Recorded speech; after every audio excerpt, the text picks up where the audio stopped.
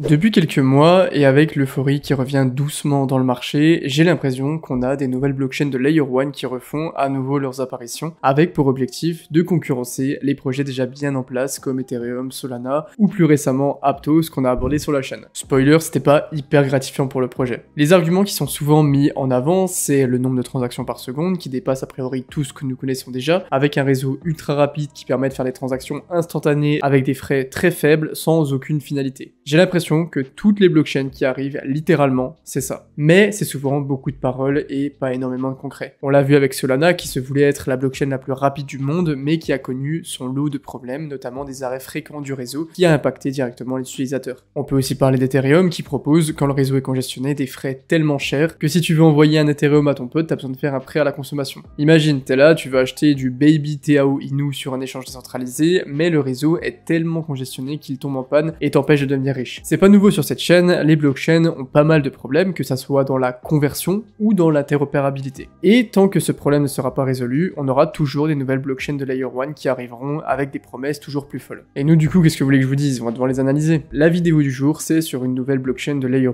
Oui, encore une. Mais il faut essayer de toujours rester ouvert à l'innovation, même dans un domaine aussi saturé que celui-ci. Aujourd'hui, on analyse le projet Sei Network, on va regarder la proposition de valeur du projet, son état actuel et bien sûr, son token. La meilleure façon de soutenir mon travail les gars, c'est de cliquer sur le petit bouton s'abonner juste en bas, c'est gratuit et c'est sincèrement très important pour moi. Merci d'avance. La blockchain Sei est développée par Sei Labs et a vu le jour en 2021 à San Francisco. Sa proposition de valeur globalement est simple. S'imposer comme la Layer 1 la plus rapide du marché dans le but de permettre la création de plateformes d'échange décentralisées ultra performantes, sans latence, pour faciliter les échanges sans intermédiaire de confiance, et donc éviter les risques des exchanges centralisés. Bon, ok, facile à dire, mais en même temps, on peut pas en vouloir à ce genre de projet. Dans un milieu où tout le monde affiche des ambitions aussi énormes, c'est quand même compliqué d'arriver en disant « Yo les gars, nous, on veut proposer seulement 12 transactions par seconde, une finalité pas ouf, et... » bon, pour la sécurité, on va faire ce qu'on peut, vous inquiétez pas. C'est compliqué, les standards sont tellement hauts qu'on est obligé quand même de donner des ambitions assez énormes.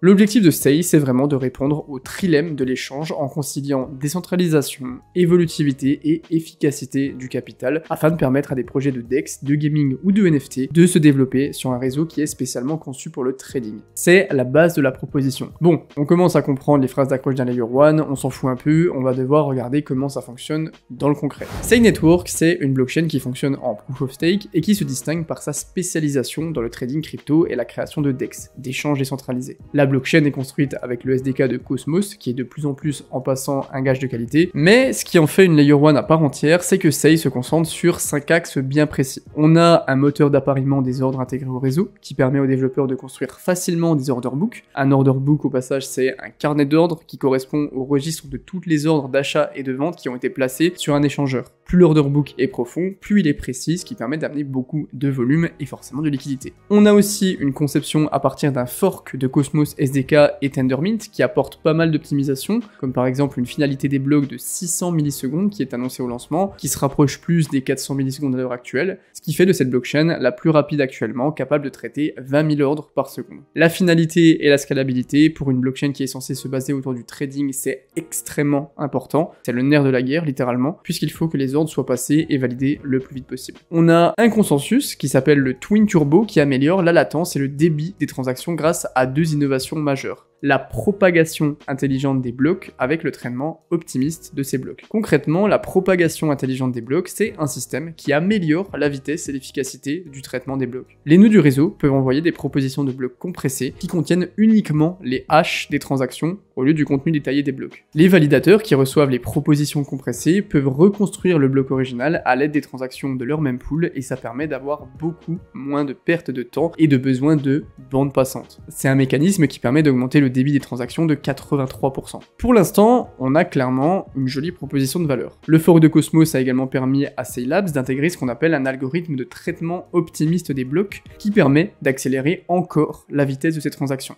Comme vous le voyez sur ce schéma qui donne clairement mal à la tête, les validateurs procèdent à l'étape de pré-vote tout en commençant à traiter parallèlement le bloc. En gros, ils font plusieurs tâches en même temps, ce qui permet au réseau d'avoir les meilleures performances à ce jour. Toujours pour gagner en rapidité, le fork de Cosmos SDK permet de paralléliser le traitement des transactions. La blockchain SEI, elle traite toutes les transactions d'un bloc en même temps, ce qui donne encore une fois des performances supérieures lors du traitement de ce bloc. Je pense que les développeurs de SEI, ils ont déjà eu des problèmes de rapidité qui les empêchaient d'acheter du baby Shiba sur Uniswap. Ils se sont dit non, plus jamais. Mais honnêtement, si c'est fonctionnel, alors c'est une très bonne proposition de valeur parce qu'il faut qu'une blockchain permette de faire des transactions rapidement pour qu'on ait envie de les utiliser. Le réseau intègre aussi une protection contre les attaques de front-running qu'on appelle aussi attaque sandwich. Pour faire simple, c'est une technique qui est très répandue sur les DApps qui permet à des bots de se faire de l'argent sur votre dos quand vous faites une transaction. Imaginez que vous voulez acheter 100 Ether, donc environ 200 000 $ au moment de cette vidéo.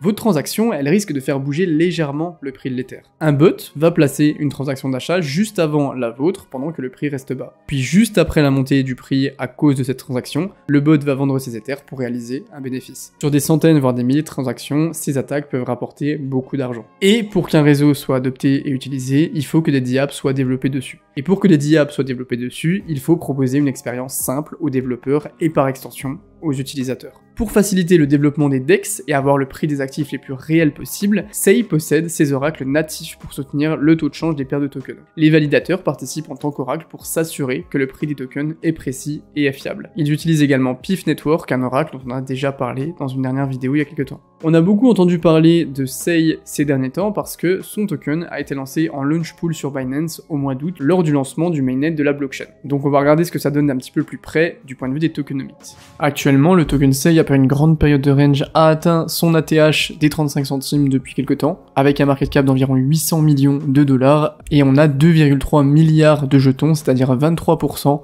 de la supply qui est actuellement en circulation, et une supply max à 10 milliards de tokens. Le token SEI, il sert à payer les frais de transaction, payer les rewards de stacking, voter pour la gouvernance, voter pour le pourboire des validateurs pour prioriser les transactions. Il peut aussi être mis en collatéral sur des protocoles DeFi, et le projet a levé 85 millions à travers plusieurs seed rounds depuis 2022. Et ils ont distribué 3% de la supply sur le launch pool de Binance. Là, il doit y avoir les petites alarmes dans vos têtes qui s'activent. Normalement, il y en a deux. La première, c'est les 85 millions qui ont été levés. C'est un projet les votons d'argent. Il faut que les investisseurs privés puissent rentabiliser leurs investissements. Donc forcément, énormément de jetons vont être dumpés dans la circulation au détriment des investisseurs publics. Et la deuxième chose, c'est le launchpad de Binance. Clairement, les projets qui se lancent sur Binance, en général, on a un très bon début parce que la tokenomics de ce genre de projet est favorable pour un bon début. C'est priorisé, c'est dans les demandes de Binance et dans les nécessités si vous voulez lancer votre projet sur Binance ou sur un autre exchange d'ailleurs. Par contre, on a vu qu'il y avait très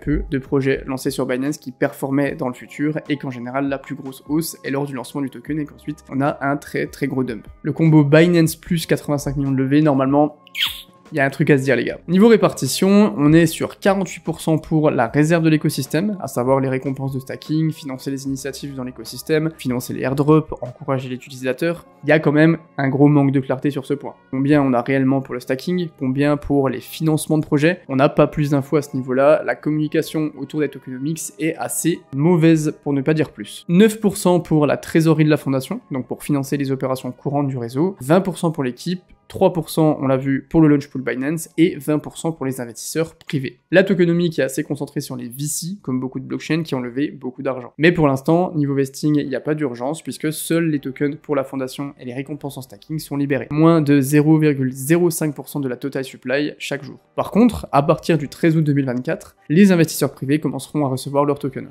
Logiquement, ils créeront une grosse pression vendeuse sur le prix parce qu'ils voudront récupérer leurs investissements et prendre des profits, sachant qu'à l'heure actuelle, certains investisseurs en seed sont déjà à x27 et ont connu un ATH à x57. Donc à surveiller à ce niveau-là. La team commencera aussi à recevoir ces tokens, mais ils n'auront pas d'intérêt à tout dump sur le marché car ça ferait baisser le prix et ça décrédibiliserait le projet. En théorie, attention, après on ne sait pas exactement comment ça va fonctionner dans la réalité des choses. Maintenant, est-ce qu'on a des initiatives qui voient le jour sur SEI ou est-ce que c'est une énième blockchain de Layer 1 à la Aptos dont l'objectif, pour être poli, est d'optimiser les gains? C'est très poli de dire ça. Après le lancement, le token a été listé sur tous les plus gros exchanges. Ils développent donc très bien leur partenariat, on a déjà certains protocoles qui vont proposer leurs services, notamment SushiSwap, qui a une TVL de 380 millions de dollars tout de même. Au vu de la proposition de valeur, ça m'étonnerait pas de voir des gros noms de la DeFi proposer leur DEX sur SEI. On a également PIF Network, un nouvel oracle très performant dont on a parlé sur la chaîne qui a conclu un partenariat avec SEI. Mais SEI est aussi très adopté pour accueillir les futurs jeux Web3 grâce à la rapidité de ses transactions. Une blockchain extrêmement fonctionnelle comme SEI, si c'est le cas, attention, c'est parfait pour le gaming Web3. La communauté est souvent un élément essentiel pour le développement d'un projet crypto. C'est le cas pour celui-ci également, évidemment. Pour que l'écosystème se développe, il faut attirer des utilisateurs sur le réseau ou des entreprises, et ça peut passer par la mise en place de DApps, d'applications décentralisées. La TVL de Sei, elle est pas dingue pour le moment, on l'a vu, mais il faut pas uniquement se baser sur ce type de métriques. Pendant sa phase de testnet, le réseau avait promis aux utilisateurs early un airdrop en token Sei pour les remercier. Quand le projet est passé en mainnet, les utilisateurs ont reçu un très faible pourcentage de tokens, entre 2 et 3 $ en général, et ils étaient clairement déçus. Et ça, c'est une énorme erreur de la part du projet. Les airdrops, c'est cool parce que c'est de l'argent gratuit. Mais en échange, la communauté doit accomplir pas mal de tâches plus ou moins reloues en fonction du airdrop pour mettre en avant le projet. Et si le projet demande 15 trucs chiants à faire pour au final distribuer des centimes en airdrop, ça donne clairement l'image de « les gars, faites-nous de la pub, promis, on vous donnera des sous s'il reste des miettes ». Et au final, ça frustre la communauté comme ce qui s'est passé, qui a l'impression de s'être fait exploiter. Depuis, Sei a mis en place le programme Atlantis, qu'ils ont renommé ensuite Sei Marines. C'est un programme qui permet aux membres les plus actifs et impliqués de la communauté d'avoir des avantages et des récompenses qui peuvent aller jusqu'à obtenir un job à plein temps dans le Web3. Ok, pourquoi pas, en fonction de ton grade, t'as accès à plus ou moins d'avantages, ça crée des ambassadeurs du projet qui l'aident à se développer, donc clairement, à voir ce que ça va donner. En tout cas, c'est bien plus intéressant que l'airdrop. Bon, sur le papier, le projet est cool et pourrait faire beaucoup de bruit dans l'écosystème s'il est utilisé. Mais j'ai envie de vous dire, un petit peu comme tous les projets et tous les Layer 1, il y a vraiment rien de nouveau sur Soleil. On est sur un projet qui a levé énormément, donc forcément, ils ont de très gros budgets, ils sont très actifs sur les réseaux, et c'est pour ça, essentiellement, qu'on en entend beaucoup parler. L'idée de venir proposer une structure orientée trading, c'est intéressant, parce que ça cible des cas d'utilisation précis, et c'est aussi intéressant pour une blockchain de Layer 1 de venir s'attaquer à une micro-niche, tellement ça va être compliqué de capter une part du marché global. Par contre, dans une optique d'investissement, il faut bien garder en tête les relâchements de tokens, la tokenomics qui n'est pas vraiment propice à une prise de valeur du jeton, surtout pour un investisseur public, souvenez-vous les vestings et souvenez-vous le launchpad Binance. Donc c'est personnellement un projet que je vais suivre pour sa technologie, pour voir comment c'est utilisé, mais je ne suis pas rentré sur ce jeton personnellement. Après, libre à vous, évidemment, de faire vos investissements. C'est un projet qui a une proposition de valeur intéressante, mais j'ai quand même l'impression que c'est à mettre dans la catégorie des VC chains qui vont surtout rincer les investisseurs publics. Dites-moi dans les commentaires si vous trouvez intéressant que je fasse des vidéos sur des projets dans lesquels je n'investis pas et que je vous explique pourquoi. Sachant qu'en soi, ça y a fait énormément de bruit, donc je pense que c'est quand même pas mal d'en parler pour les gens qui se posent des questions de, justement, pourquoi ça fait énormément de bruit. En tout cas, je pense que ça fait sens et je trouve ça intéressant de montrer les projets sur lesquels je suis un petit peu moins bullish pour les comparer et pour avoir justement des outils quand on aura des projets beaucoup plus performants. En tout cas, merci beaucoup d'avoir regardé cette vidéo. Si c'est pas déjà fait, je vous invite vraiment à vous abonner, ça me ferait très plaisir. C'était Yeril, prenez soin de vous et on se retrouve très bientôt. Ciao les gars.